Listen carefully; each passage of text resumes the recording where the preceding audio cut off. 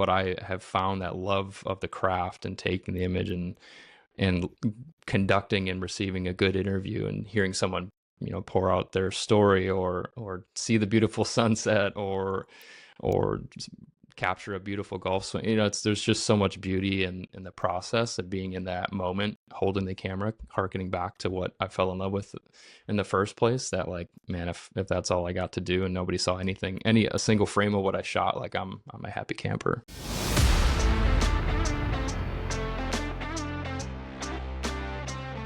Hey friends, welcome to another special episode of the Whole Story Podcast. Robby here, introducing today's guest, Jason Jahnke, a Milwaukee guy, someone that I got the privilege to meet last year at Landmand. I've been following him for a long time. One of the most creative people, I think, in the golf space, and a lot of people would agree. Great film guy, does coloring, just everything when it comes to making golf stuff, content, things like that. But I love how he documents a course or a story and helps me feel like I'm there or engaged. And I'm really excited. This episode's released here in March, but at the end of April, he's got a documentary on Landmand and the people behind that great course that we all love so much. So excited for y'all to hear our conversation with Jason. It was a fun one that Jonathan and I had, and I think you guys will really enjoy it. Want to give a couple shout outs to some friends of the program. One, Summit Golf Brands, Beadraddy, Zero Restriction, and Fairway and Green. They make some great stuff. I am rocking the TKO hoodie from Zero Restriction. It's one of the favorite pieces of clothes that I have. I wear it probably too much, according to many that I am around, but it's that great. I do get a lot of compliments on it, so I highly recommend checking this one out. And if you go to any of those websites and you use the code BESTBALL20, they were kind enough to give our listeners and friends a 20% discount, which is very nice. So very appreciative to Dan and the team there, just for their support. And for us, it's a privilege to get to partner with them and do some pretty cool things. So we love it. Another friend of the program, Western Birch, we talk about their golf tees all the time. You can customize them with any logos that you want to put in it. And they have a ton of colors for the stripes on the side. They look great. They last forever. So if you've got an event coming up or you have a group that you want to grab some tees for, it's not very expensive. And they make some great stuff. So highly recommend checking out westernbirch.com. And again, if you use the code BESTBALL, you can get a free gift with your order. So thanks to Lewis and the team there for that one. We are doing course corrections that we are partnering with Arcos Golf and the Stack System. And we can't say enough about both of those brands. It's helping us dial in our game improvement with the data, the shot tracking, things like that with the Arcos.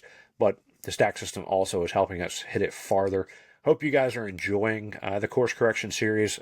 We are slowly getting better, but we are trying, and it's a lot of fun to use tools that are out there, technologies out there from brands that we really like, and we can see that are working to help us get there. So check out course corrections and definitely check out the Stack System and Arcos. Finally, I want to remind everybody we are doing trips, right? So we are starting with good company. We did one back in January. We took a small group and went to the Pawleys Island area of South Carolina, but we've got one coming up at Pinehurst in June. It's a limited group of people. We've got spots for 24, and if you are interested in joining us, we are playing, the first day we roll in, we are playing number 3. Next day we are playing number 10, which is the best new course of the year.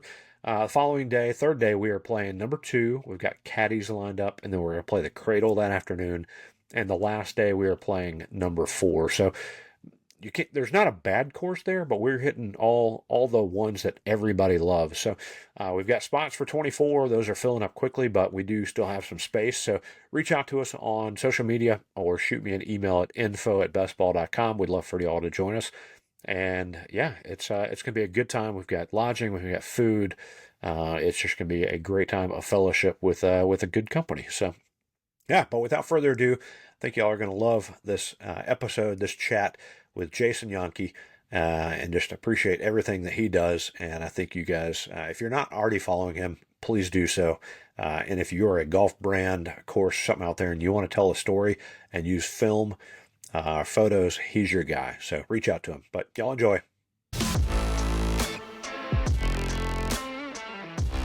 Well, Jason Jahnke, thanks for joining us on the Whole Story Podcast, man. It's an honor for us. You know, we first met in person. We'd been following your work for a long time. We met in person finally at the cooler there at Landmand.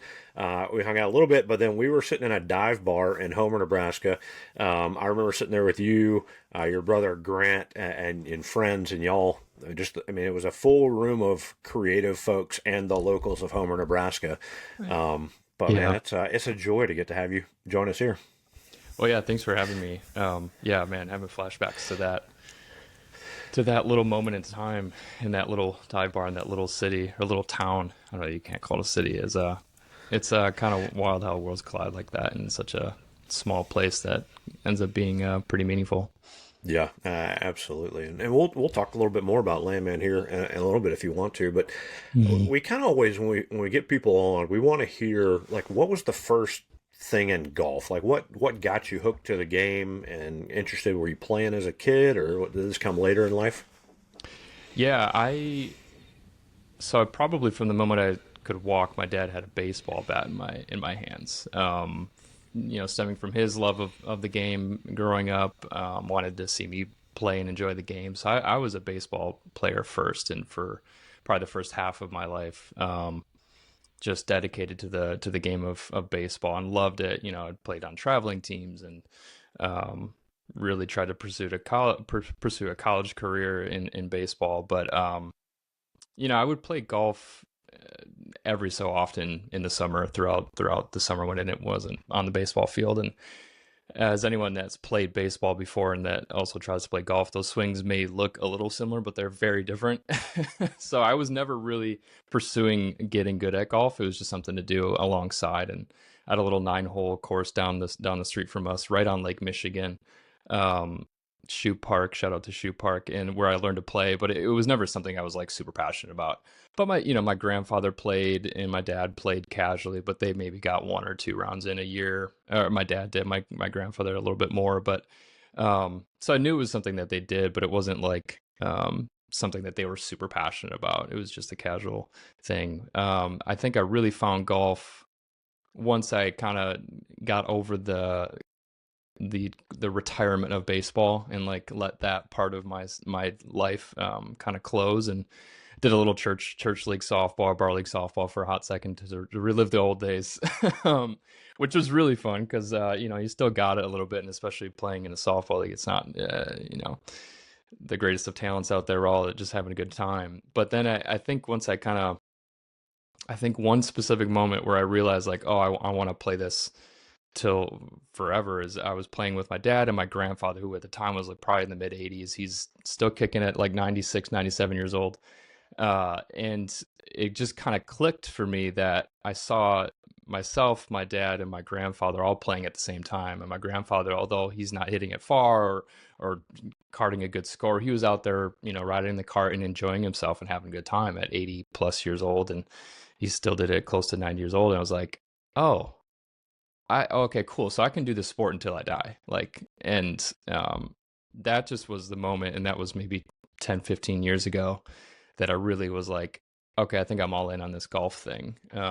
Got back into like following the pros and watching tournaments and really diving into the culture of golf. So it's probably like, yeah. So to kind of make it concise, the first half of my life was baseball, and probably the second half will be golf. But that was I think probably the singular moment where I really fell in love with the game and realized it's something I can really participate in kind of forever.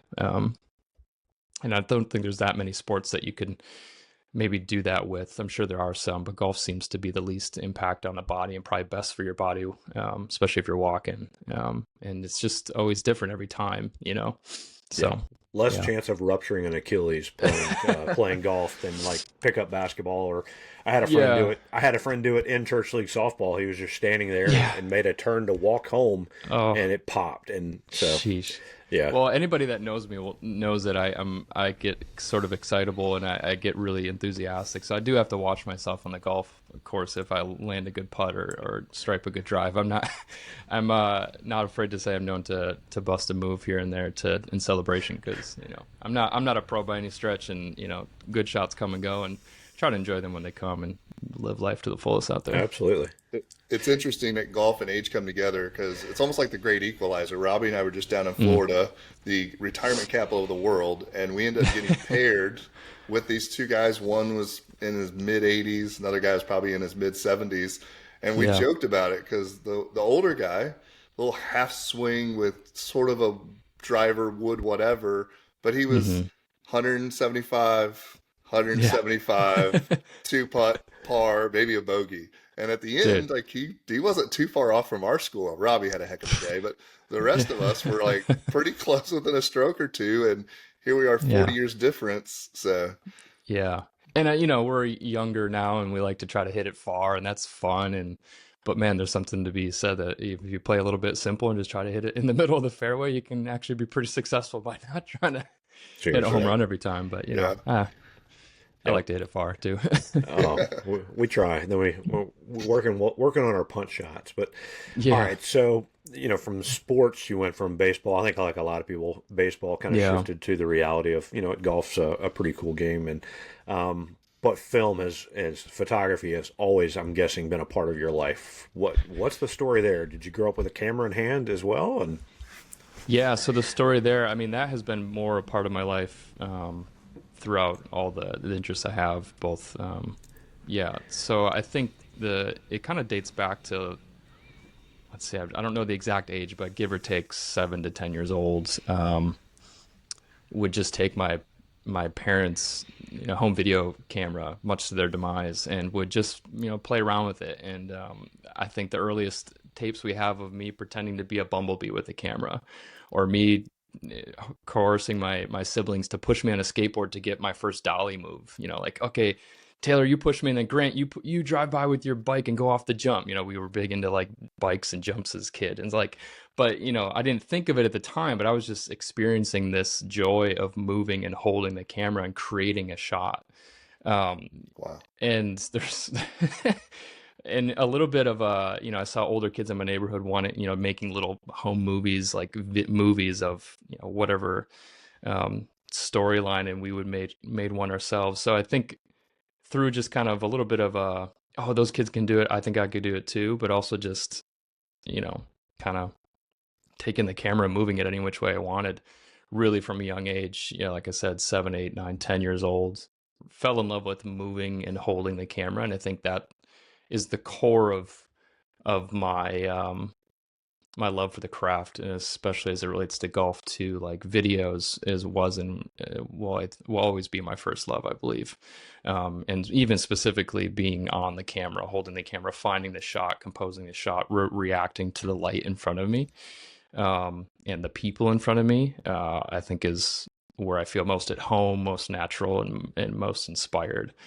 So yeah, it's been a part of me for a long time, you're and I you're feel lucky. you're a good bit younger than us, probably. We're guessing, but I'm guessing maybe like the Sony Handycam kind of thing. Because when I was a kid, my parents, like my dad, had the camera that Oh big up on the yeah, shelf, Camera on and his shoulder. it plugged into the VCR that you had to carry around with you yes, That's because right. that was the way it recorded everything. So yeah.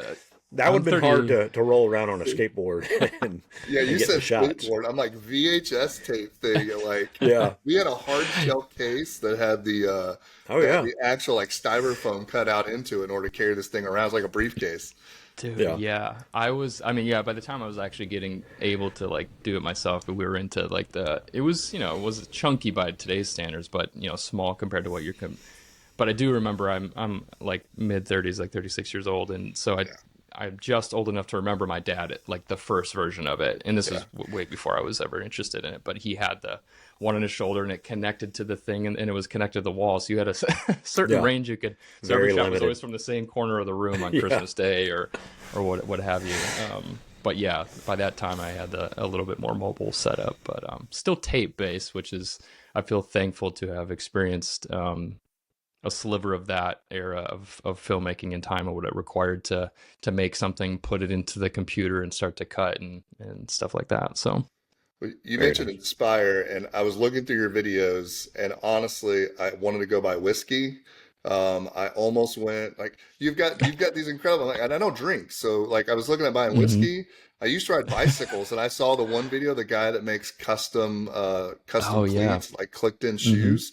And I'm like, I need a pair of those, and I don't even own a bicycle anymore that would work. But talk about the inspiration where we Robbie and I talk about where I'm not a videographer, but we can ask good questions and have good stories. But you're telling hmm stories through that medium. Like hmm where does that flow come from? Where does that flow go to?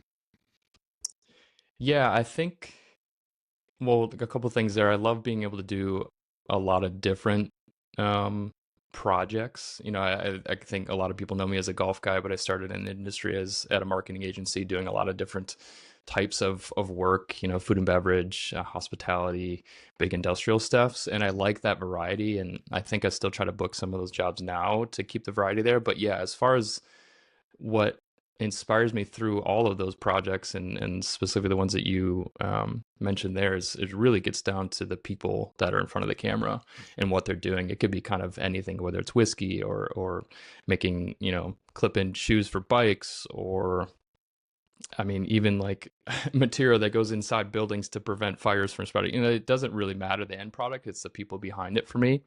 And that, I think, has been sort of the compass to remind myself that no matter what the end product is, there's still people making these things or in promoting these things or telling their story through these things that they're doing. So that's probably the thing that inspires me most through any of these projects, is getting to hear these people be passionate about what they're passionate about. Because I am passionate about what I do, and I think people can see that and feel that when they talk to me in person. And I hope that comes through, and I think it does. But I try to then put that back into my work, and as I turn the lens on people and whatever they're doing, have sort of that perspective of respecting what they're passionate about and get excited what they're passionate about, and being able to put a camera on it and capture it and then tell it to the world is really fun. I imagine you do, but do you have a lot of liberty when you get hired to come do a project to do your thing, do your creative piece? I mean, I know they probably have ideas of here's the story we want to try hmm to tell, but are you able to then go in, obviously do your homework and learn about what you're going to be featuring? Do you have the liberty to have the creative freedom to show that in a way that you want to do it? Yeah, I think it depends on kind of what the end goal is. I think depending if this company has hired me to help them, sell something, then yeah, like I want to hit some deliverables that they need. But if it's as far as like creative, I think I've been able to have the opportunity to be kind of inspired by what I see in the project or when I get on location and kind of shoot it the way I would. Um, so I think there's been a good level of trust throughout my career of the people that I've worked with and the clients that have hired me to come in and do what I do. I will say too, like I started my career as like a one man band at this marketing agency, so I had a lot of experience just running the whole show once I got on location, and I think that gave me a lot of skills, communication skills and running quote unquote a set. Um, but I think, yeah, I've just been fortunate to be able to make, I think, a level of a quality of work that people like and want to continue to hire. And then when they do, they just trust me to do what I do. And, they're hiring me for my look and feel. And I think ultimately once they get to meet me, hire me for me, that there's not a whole lot of like, hey, do it this way. You're like, hey, we brought you in because we like what you do, and you just do it. And I'm like, cool. But I'm always collaborative. It's never like my way or the highway. Um, but I do like the fact that I feel like I can kind of be inspired by what I see in front of me, and but also remembering that the project has some should have some specific look and feel based on the client. And those are always conversations I'm trying to have with them and be like, hey, I think this look and feel would be cool for this project. What if we did this? But yeah, more or less, I think people just trust me to do what I do, and I go out there and do it. When you're just sort of walking around in your everyday life, because we talk about technology, right? Like Mm, it was VHS, well, definitely VHS when I was a kid, but sort of that turn. But whenever you're out walking around, do you find it hard to turn that creative side off? Because now mm, everything's there, right? Like your phone is in your pocket. It yeah. does a decent enough job for some things, especially if you put editing and things like that. So, like, do you find yourself having to put that away in order to just enjoy the moment? Or do you find maybe more that you enjoy the moment from behind that lens to begin with? Yeah, it can be hard. I think my impulse is to always have the camera and take a picture of something, as I think many of us are now that we have this powerful piece of photographic equipment in our pocket wherever we go. Everyone's taking a picture of everything. I try to, and I'm not great at this all the time, but I try to take the picture, work quick and then put it away and then enjoy the rest of the moment. But then I'm very aware of the privilege I have to grow up now in this, you know, time to be able to capture so much. I mean, I have more photos of my children. I have two children in their first year of life than I probably have of me total of my whole life so far. Right. It's so, and that's overwhelming in one sense, but also really cool in another sense. There's a very real documentation of them growing up, which is really cool. And um, so I think I try to have a balance. I think I look back on the home videos that I have and wish I had more. Wish I could see even more of a peek into our lives. So I think there's that part of me as being a documentarian of my life and my children's life and my family's life. Um, so I'm trying to roll as much as I can, but and I think too, I think there's for me, I'm okay with them growing up and knowing dad always had a camera in his hand because I think I can take a good picture, and I think they'll recognize that at some point in time, like, oh, dad wasn't just taking 1,000 photos from this one perspective with their phone. Don't get me wrong, I do that as well as a parent, but I'm also trying to create, little bits of art of our, chapters of our lives, whether Right. it's moving from an apartment or going on this trip. So, but at a certain point, I do want to be conscious of not always having the camera, not always having the phone. But if anything, just trying to slim it down, not trying to bring the huge big rig, the biggest lens. Like I can do a lot with a little, even if it's an iPhone. Yeah. Grab a couple photos and then put it in the pocket and kind of be there and present. But You're like, it good doesn't job, it doesn't kid. distract me too much because I'm able to do it quickly, so I can just get in, get the great photo, and then continue on. You're not telling your kids, like, okay, reset. Let's go back. Put that Lego back together. We're going to take this apart. I'm going to get this from this other Yeah. side. The light's coming through the window. Yeah, no, I know for sure. There's some times where I'm like, oh man, I missed the moment, but it's like it'll happen again, and there'll be a different version of it. But yeah, there's many times where I'm like, ah, this light is so beautiful. I gotta snap the shot, and I do. It's great. But yeah, for sure. How do you balance it all, right? Like I imagine you Mm, have a ton of projects and there's multiple facets of, planning to shooting to then the yeah. editing. And I know you're a colorist as well, so you take Hmm. a lot of time not just hitting the quick filter button on a on a phone or something, but actually balancing the color and making it just right. How do you balance all the projects you have going on at the same time with all the different phases of the project? Yeah, I have to laugh because my wife asked me that the other day too. Like, so how do you stay organized? I'm like, well, in my head, which is a terrible terrible game plan. I try to take notes every now and I keep, just the Apple Notes app is I open daily and I'm jotting things down and project to project. So I feel like in the calendar is probably the way I keep track of what's next and what's kind of due. And I was talking with a friend just the other week about this too. Like we'll go in and out of like, oh, we got this hot new app, that to-do list and this and an organizer, and we'll use it for a weekend and and then we just can't. It just feels like a chore to manage the thing that you're trying to manage. It's just so, it hasn't quite bit me in the butt yet of like, oh, I completely forgot about that thing. But I think I have just enough capacity with the volume that I have at one time to know where things are, what time I should allot to what. So I, it's It's sort of a struggle, but I feel like I manage pretty well to just keep it in the brain. Again, I fully admit it's not the soundest I was of hoping you would have principles, a but secret for us that would help us all yeah, balance everything out. yeah, I do a lot of reminders. Set a lot Okay. of Yeah. reminders. Use All right. Siri, like, We use the hey, note app. We use reminders. So yeah, and reminders, calendar, and notes are probably the trifecta of like, hey, don't forget to do this, especially when it comes to mine. I'm like, oh yeah, I'm supposed to do that. Hey, remind me at 9 a.m.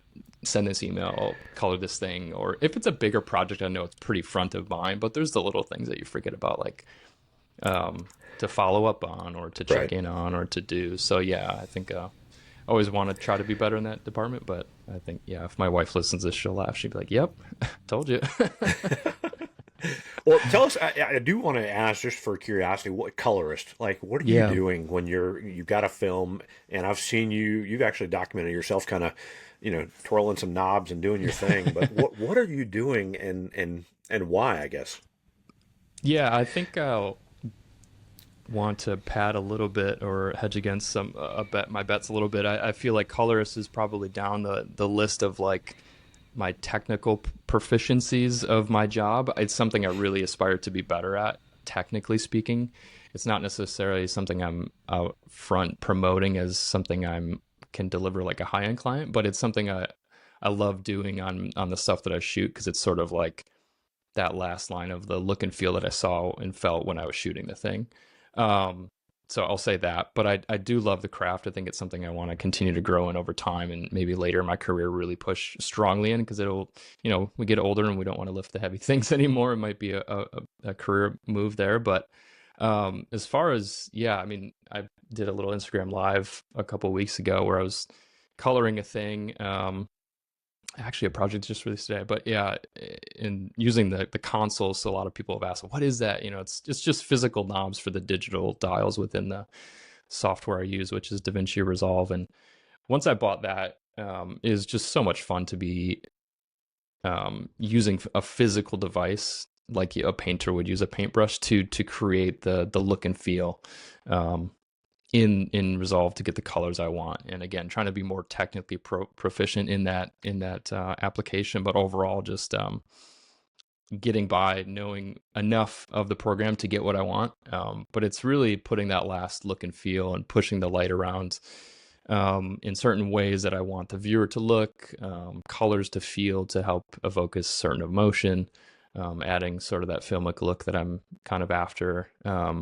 Because it can be expensive and time intensive to actually shoot film. So trying to hack it through post production as best I can on the projects that make sense. But yeah, I think color is just really really fascinating to me. Once I kind of realized that part of the industry exists, I was like, oh, let's deep dive on all these colors and nerd out on their styles and their tastes and what they've worked on. So yeah, happy to Do talk you more about that. But do you feel bad that people like Jonathan who are colorblind Right. can't enjoy it? oh, you're colorblind. Oh Yeah. man, So, no, I'm that's my sorry. It's really good, Jonathan. I promise you. right. No, my daughter's an artist and she sees every color. I mean, like she'll go through those Yeah. little like slides and she'll see 75 and I'll be like, there's four. Um, Oh man. when we moved out to Arizona, we lived out in Arizona for about a year and a half, and she was Yeah. so frustrated with the sky being just blue because Mm. there's no moisture. I'm like, what are you talking about? Oh, sure. She's like, the sky's blue. I'm like, yeah, like normal. And she goes, no, there's shades of everything.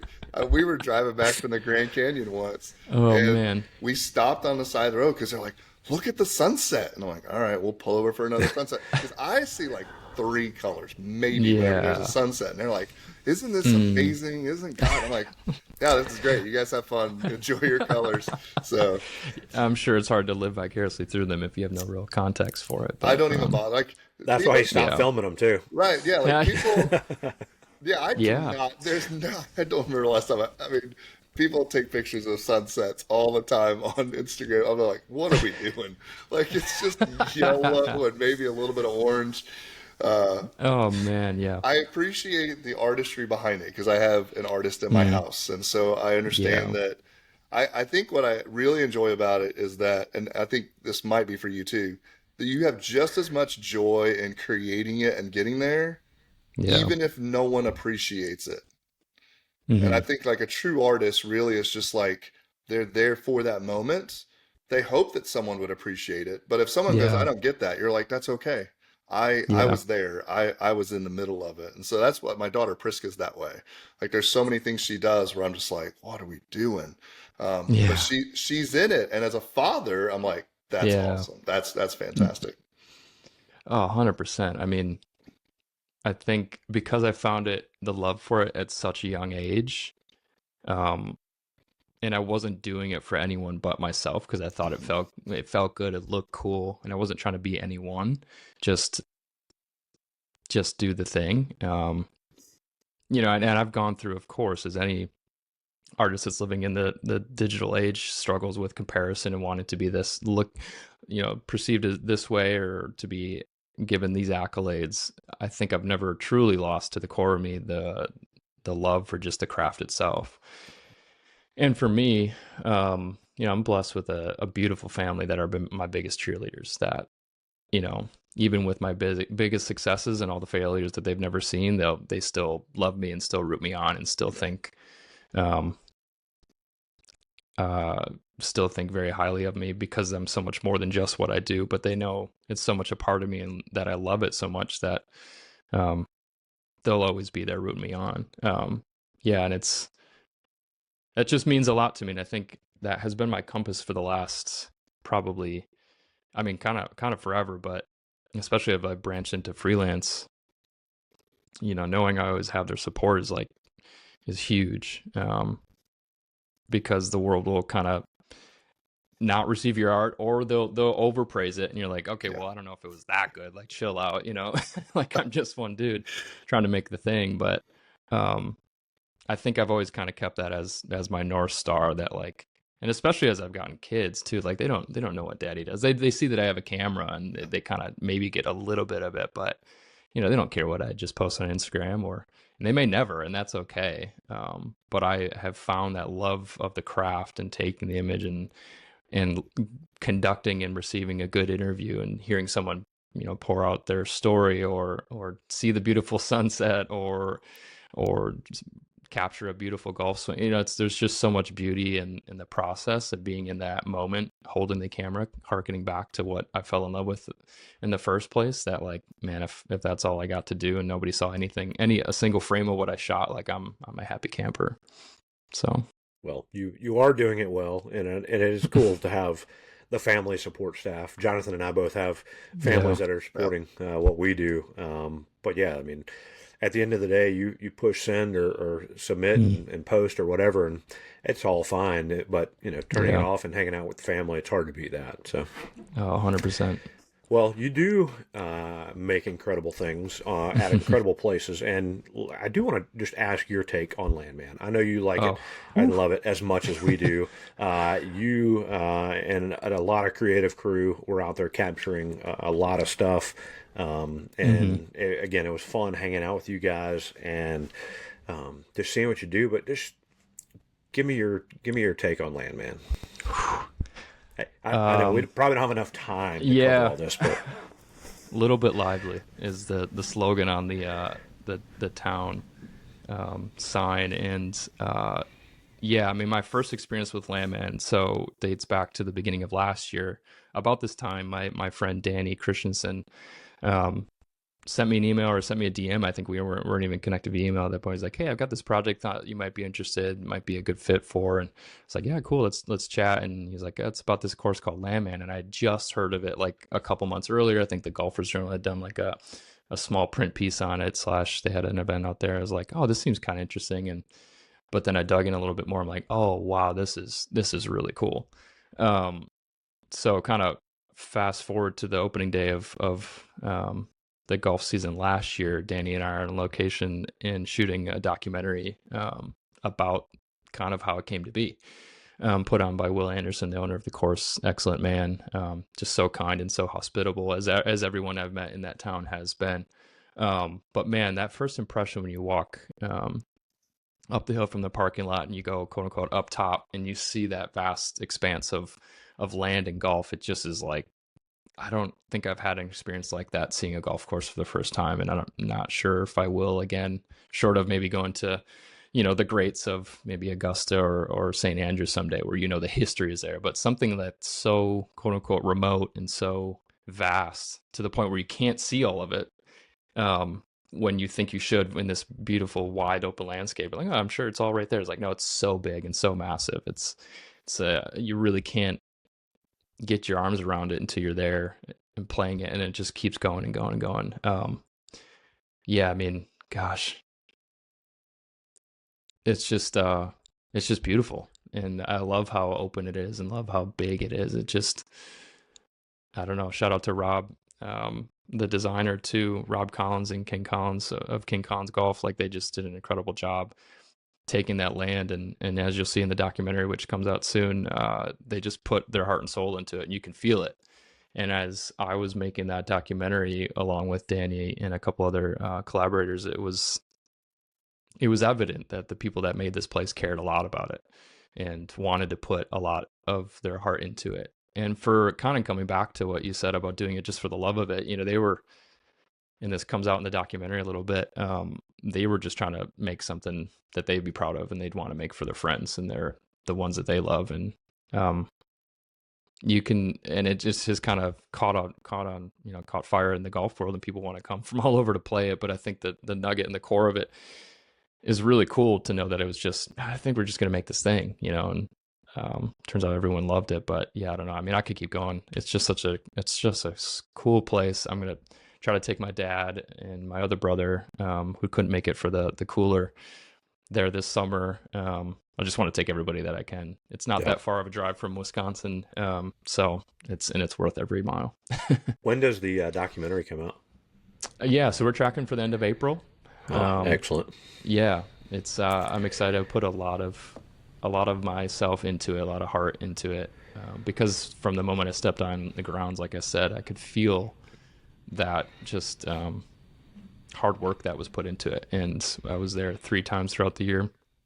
Last year, capturing different parts of the season, different interviews throughout it, and yeah, I think Landmand will forever hold a special place in my heart, in my career, in my resume. The list goes on because of that, and being able to use my talents to capture it in the way I would see it, and then, but more importantly, help tell the story and the background of why Will and his family decided to make it is just, it's a privilege to be able to tell that version of the story.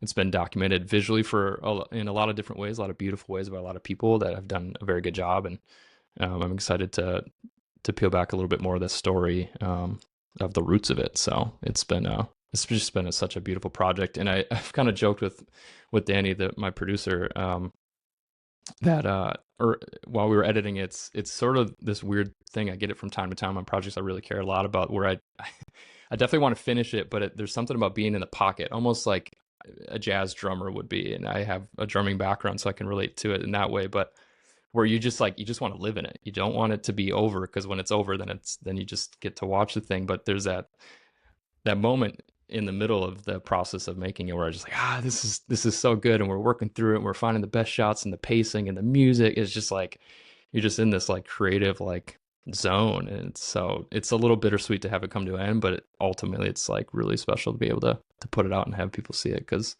I've previewed it for a couple people close to me and my family members, and they were really, really cool and proud of it. And so I'm excited for more people to see it. We're excited. I think that's interesting, trying to edit something that didn't seem it. They didn't try to edit, right? They took 600 acres, as much space as they wanted. Yeah. And from every different angle, new designs, it's about, from a golfing perspective, even different approaches from 100 different positions. And so you've got to take what is almost endless, whenever from a golf course perspective it feels almost endless, and then you've got to bring that down into, I don't know, what, an hour and a half show, 30 minutes, whatever it is. Yeah, that's a chore.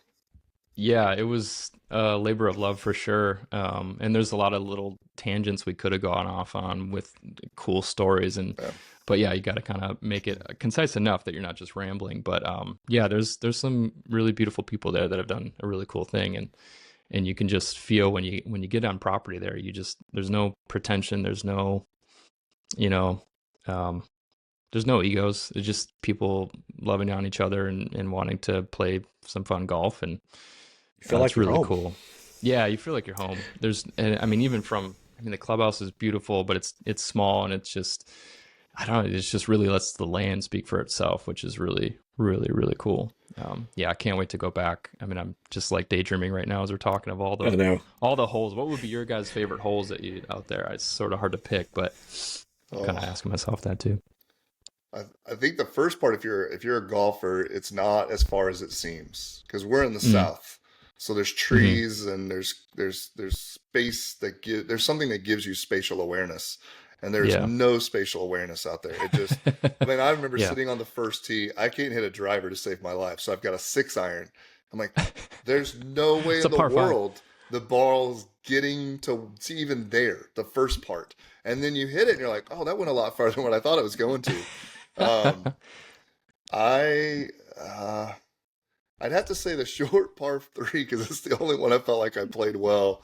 Uh, but we talk about the equalizer. Yeah. That's a golf course that you're playing with folks that are really good, and then I'm out Hmm. there because I'm not.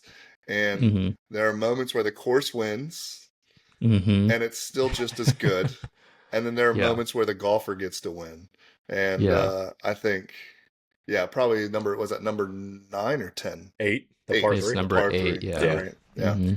I think mine by default would probably be 17, that drivable par 4, Mm. if the wind is not like while we were all there blowing directly into you. Um, Yeah.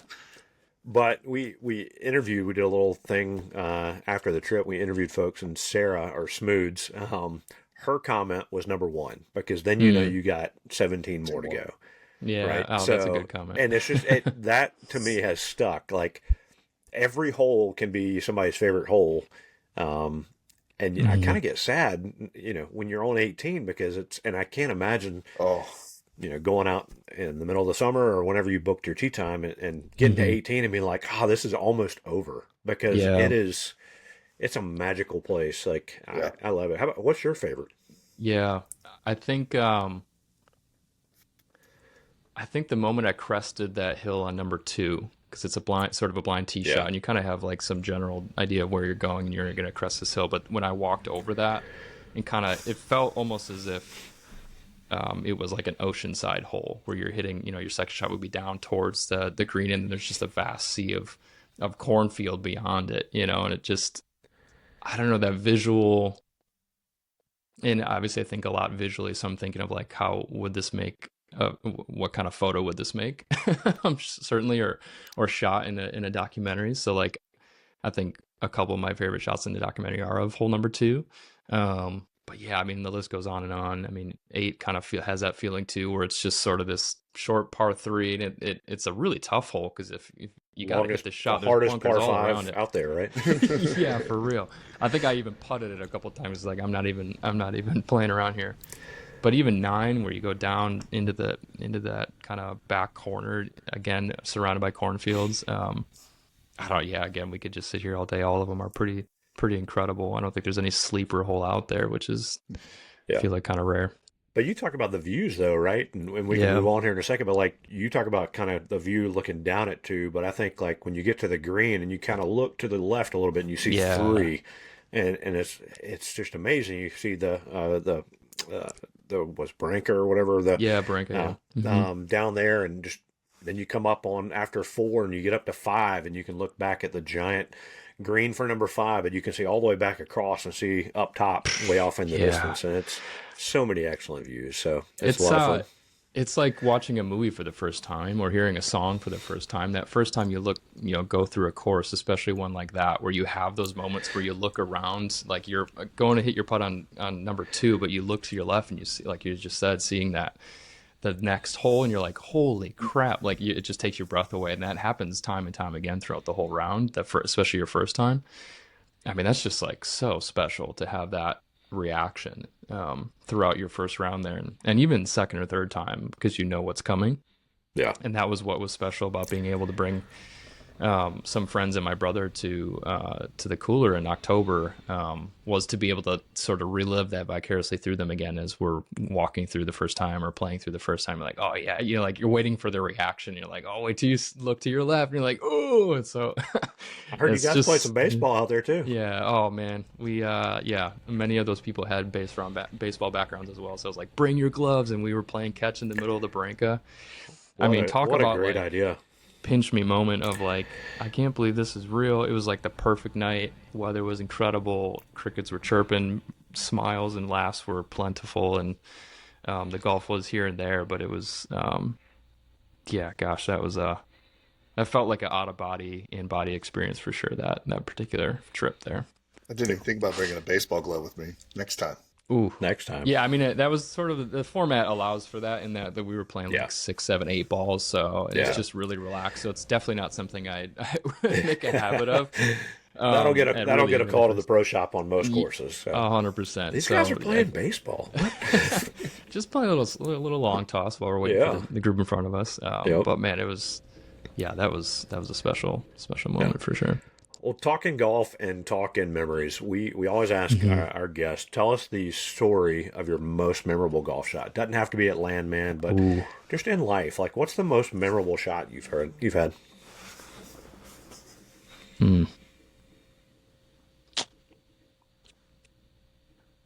Shoot, might have to trim this. I'd like to think about this.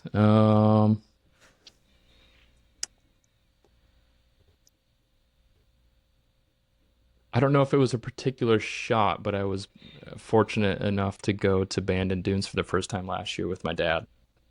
And through the connections in the golf space, I feel very privileged and fortunate to have been welcomed out for their 25th anniversary last year, and got to bring a +1. And my dad had just retired like mere weeks before that, and we hopped on a plane and went to this place that we thought would just be a bucket list kind of thing that maybe we'd get to do. So I think we played all of Pacific Dunes that first day, and again, I don't think there's a necessarily a specific shot, but I know there are multiple times along that walk where we're just like walking, basically hand in hand and just like pinching ourselves and like, I can't believe we're here doing this thing together.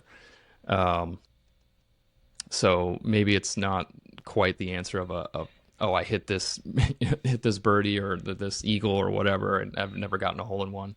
Hopefully someday, but I think certainly that's one of the experiences that comes to mind first is the camaraderie or the community you get to have out there, especially with your loved ones, is probably the thing I enjoy most or sticks out most in my mind. Because I can hang on the golf course a little bit, but it's again here and there, and I'll dance when I get the good shot. But those moments stick out a bit more than like, oh, I striped a drive or whatever. Those fade quickly, but memories with people don't fade very fast, which is Great great. story. Yeah. We always say golf is people. And so the memory of, like you said, whatever shot was made that day, but you remember hanging out with your dad. Now I'm like, exactly, and I'm very much subscribed to and pushing hard on the people close to me. They're like, oh, we got to take more golf trips. Like this is amazing. Life is too short, and a bit easier for me because I'm freelance, so I can kind of wiggle my schedule. So I have to respect other people's work situations. But it's like, man, let's go find more of those memories and put them in the memory bank, because we'll remember that far more than we'll remember whatever money we made or didn't make, and or even what we spent on the trip to get there. And again, I'm privileged and grateful to have the connections I have in the golf space to unlock some of those things for people, including myself. But it's I'm starting to chase a lot more of those memories than necessarily a score on a card. Same here. Yeah. Well, before we jump into our quick nine, I do want to ask, because I know you work with a lot of great people. Like, give a shout out to some of the folks that inspire you, kind of that do a lot of the things you do. Yeah, man, that's a deep list. And I know that's a tough question, because you're like, oh gosh, I don't want to forget somebody, but yeah. Off the top, my friend Casey Bannon at the Golfers Journal. We've had a good collaboration in the past just short couple of years, but I feel like we're, good good collaborators and have a shared taste. Along in that conversation of the Golfers Journal world, Carl Sturgis, who's kind of been in the freelance capacity like myself as it relates to the journal. Him and I have made and collaborated on a number of those films together. Love the dude. He's from San Francisco, and we just have a lot of similar tastes. Both have a couple kids and in that dad mode. So love Carl. My guy Brandon Carter up at Sand Valley, director of marketing who there. We got to hang out on at the cooler with. Exactly. He was one of the guys who had the baseball glove, and former baseball player, and now a pretty good golfer in his own right for sure. And but yeah, we connect a lot on that. Again, has in that young child, dad mode chapter of life like I am, but also just loves the craft of making images. So I've really we're trying to get him on the podcast at some point. Yeah, okay, I'll send him a text right when we hang up. Yeah. They're nice people. Dude. Just do it. Yeah, 100%. Brandon's amazing. Chelsea Willard, who wife of Clark Willard, who's from the Clark's Revival film that I made for the Golfers Journal. But Chelsea's just a salty the earth person. She's just a joy to be around. She was also at the cooler. But a fantastic photographer, but just a even better human just to be around. Just always positive, always smiling.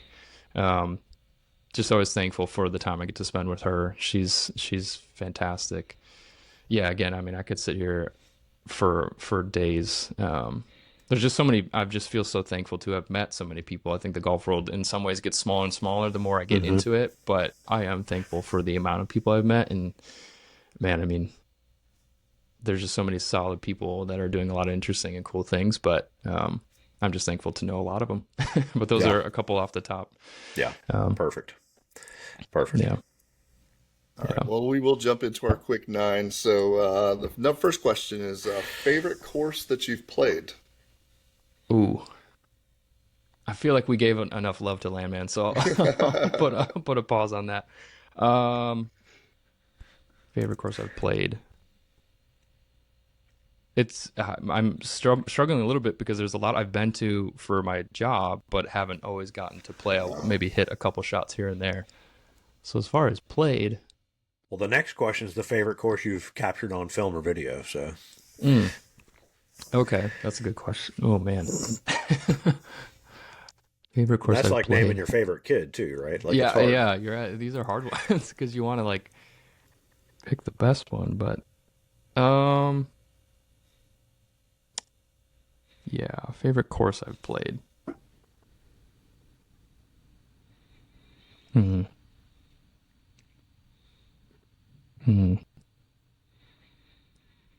Sorry, I'm just running through the mental list here. It's probably I mean, I think I don't know if it's a favorite, but its answer is coming to the top of the list as I'm cataloging of ones that I know I've played because it gets confusing with the ones I've shot. Sheep Ranch at Bandon Dunes was pretty cool. It was just like first tee off, dudes still there, and just the opening hole is just remarkable. And it was my first. It was on the first day. The first thing we squeezed in a quick I don't think that I played all the holes. I think I played like the first 9 or 10, but it just was majestic and magical. The sun was rising, and I don't know, it was just beautiful. Sort of spiritual in a way. Yeah, that maybe is, I don't know, favorite. You said favorite or best? Yeah, or favorite. Yeah, or best, favorite. Whatever. Sure, sure show. Yeah, that's up there. I've always said that. Well, I don't know what the rest of the 9 questions are, but maybe I'll save that tangent for another question. But so then the second one was favorite one I've shot. Favorite one you've shot. Yeah, that would probably have to be Landmand.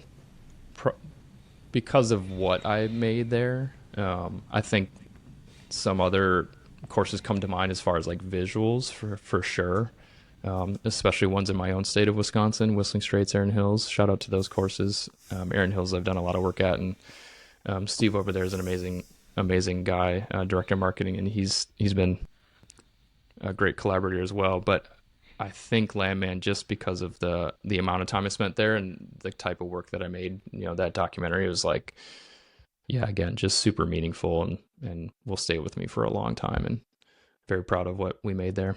So Looking forward to it. All right. What course is at the top of your bucket list to play? Ooh, um, probably the old course of St. Andrews.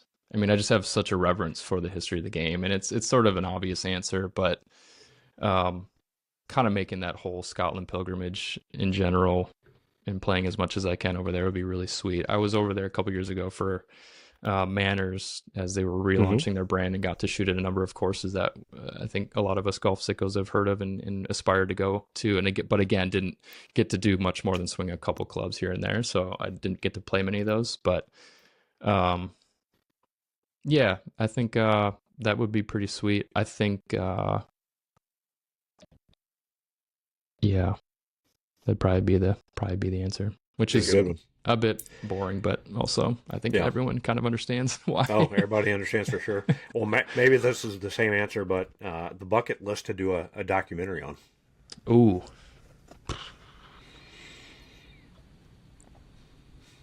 yeah.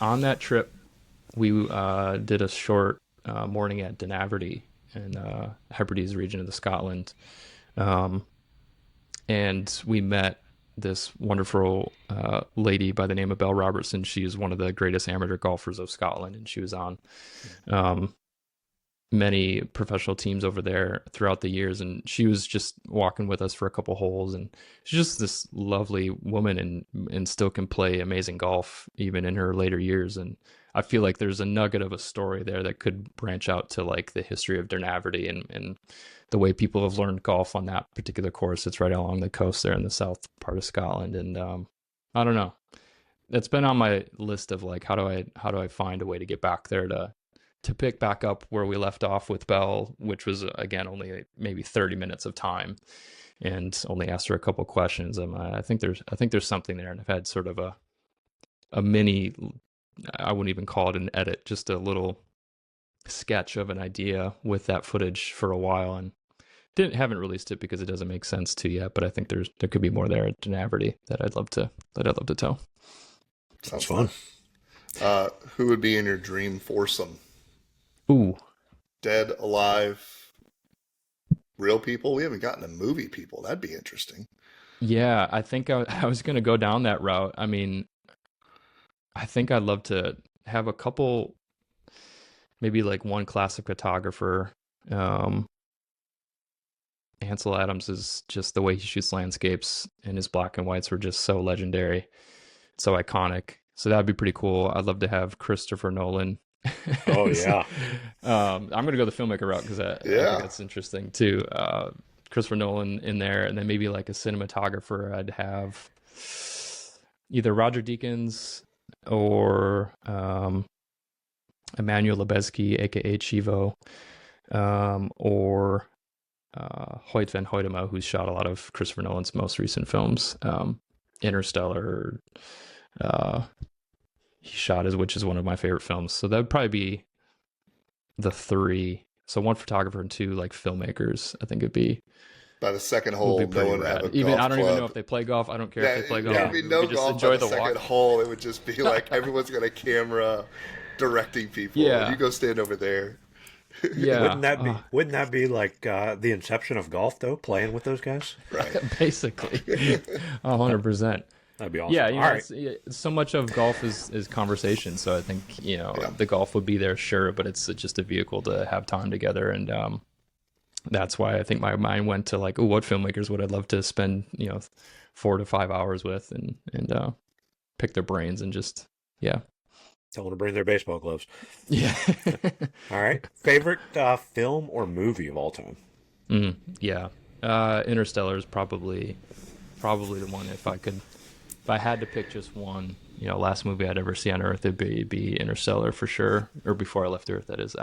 Interstellar is just like, I love space. I think it's endlessly fascinating. I think the more we look up at the stars, the more we get perspective on our life, and um, the way Christopher Nolan weaved this beautiful story of fatherhood and Yeah. that struggle between wanting to find one's purpose or pursue one's purpose versus being a parent. And it's like, wow, it's huge. So I saw it in the theaters multiple times when it came out.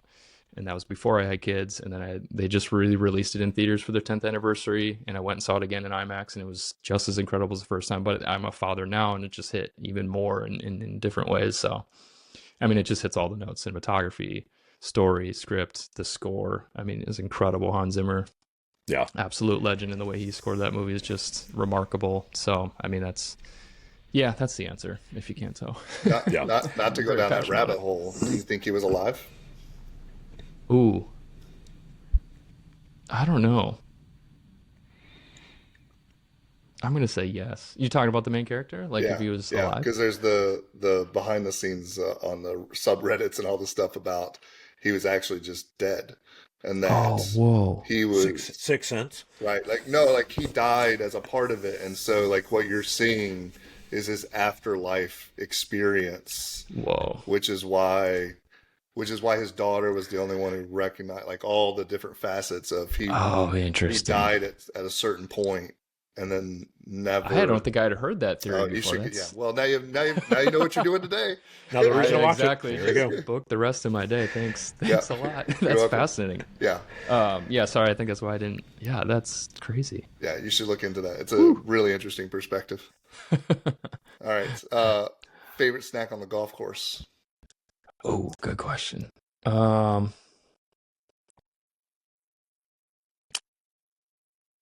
I definitely love a good energy bar. I don't feel like I eat a ton.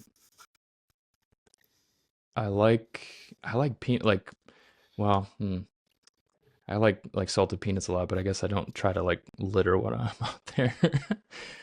Trying to think. I mean, I love a good turn dog for sure. Had my first burger dog experience last year at the Olympic Club in San Nice. Francisco. That was a transformative experience. um, didn't know that was possible, but um, yeah, I think like just like a good, energy bar or trail mix kind of bar. Like I don't feel like I eat a lot out there. Maybe at the turn for sure, but not like participate. Like I'll grab a Gatorade, water, chug water, but yeah. Nice. Good choice. All right. We're big golf course logo people. What's your favorite Mm. logo? Oh man. You mentioned Sheep Ranch as a favorite course. That's got a sweet logo. I see the Shorties logo Yeah. behind you. Yeah. Sheep Ranch is solid. Um, hmm.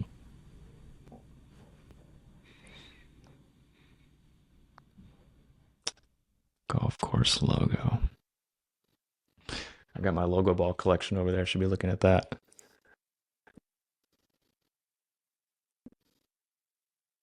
Um, yeah. Monterey Peninsula Country Club is pretty sick. I also have the flag of that. I don't think you can see it. I was out there shooting part of a documentary for the Golfers Journal about Mike Strantz. Strands. He Yeah. did some of his late work there, and that's my one token I get from most courses when I shoot or play is a logo ball. So that logo is pretty sick. I mean, Aaron Hills is pretty awesome too. I mean, Yeah, that one's a at good the one. sake of being a home No, not at favorite. all. Hey man, when the courses are near you, you gotta give them Yeah, some love. yeah, those two are pretty incredible for sure. Nice. Good choices. All right. Last question. What's next? What's on the horizon? Ooh. Um, Top secret. yeah, there's some things. I mean, there's a couple penciled in things. I think what's next, top of mind for me, is dialing in and finishing off kind of the technical parts of releasing the Landman film. Finalizing the trailer and getting the social bits we need to help promote it, and then releasing it is definitely at the front of my mind. We have a little bit of time, which is nice. Not sprinting to the end here, but I want to just make sure we have as much in the can as possible to let the most amount of people see it, because we put a lot of hard work into it, and it's a cool little story from a cool little place in this world, and of some pretty cool people. So, and that's probably the thing that's on my mind right now, is just making sure I'm doing my due diligence with the time that I have to just make sure everything's as good as it can be with the time we have. So Is that formatted for the Las Vegas Sphere? So like if we plugged it in, you can Dude, see Landmand from a true that like would be. experiential, like you're there. I would, yeah, man, that'd be That'd be crazy, wouldn't bonkers. it? I don't know how much it costs to rent out a theater. I know it's not like crazy, but that would be cool to like do some private screenings somewhere with stuff that is of value to or of worth Oh, being on a big screen. That would be. I've had you could one, sell I tickets think to two. that. I was fortunate enough 2 years ago to be in the Milwaukee Film Festival and just in the Milwaukee showcase for Clark's Revival, and that was like kind of my first experience seeing my work on the big screen. It was like, oh, this is pretty sick. So I don't know, maybe I'll tell we you could what. find a way. If you've got, listen, you've got the talent and the videos and the movies. I live in Augusta and no one's around. I bet we Mm, could get a theater to agree mm. to show golf movies, like custom golf documentaries and Oh stuff like man, that in the evenings. They'd sell dude, out. that okay. Well, let's chat. No, seriously, let's chat. That's incredible. Yeah, Okay, that'd be well, awesome. I never even thought about that, like renting out a theater, and you have I the think it's like technical. yeah. 5 or 6 grand or something like that. Yeah, but like you have the technical know-how to figure out how Oh all yeah, that would work. We could yeah. I know how to actually do put it that easy. together. 5 days of golf documentaries. Okay, well, Yeah, let's chat. That let's work sounds on super that. fun. I Yeah, love that that'd be a idea. blast. That'd be a lot of fun.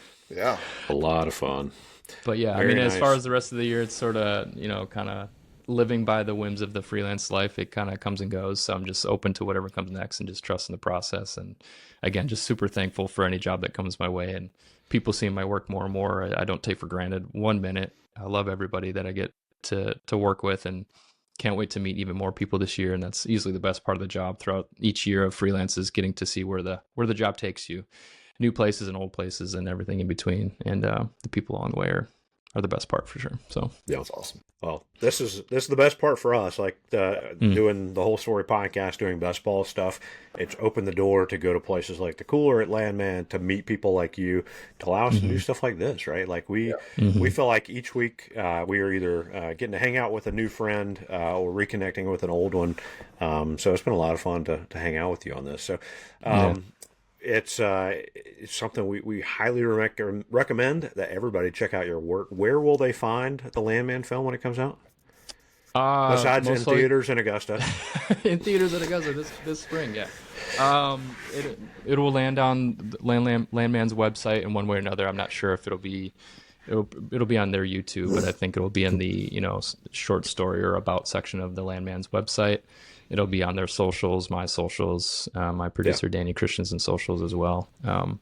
So yeah, you'll It'll be on you'll the see best it. ball socials when we tag it and repeat it Absolutely. and reshare it and everything. There we And go. so, Jason, man, this has been a lot of fun. So Yeah, we thank you for spending some time with us this morning. I appreciate it. Thank you so much. Yeah. All right. Well, for Jonathan and Jason, this is Robbie. It's another episode of the Whole Story Podcast.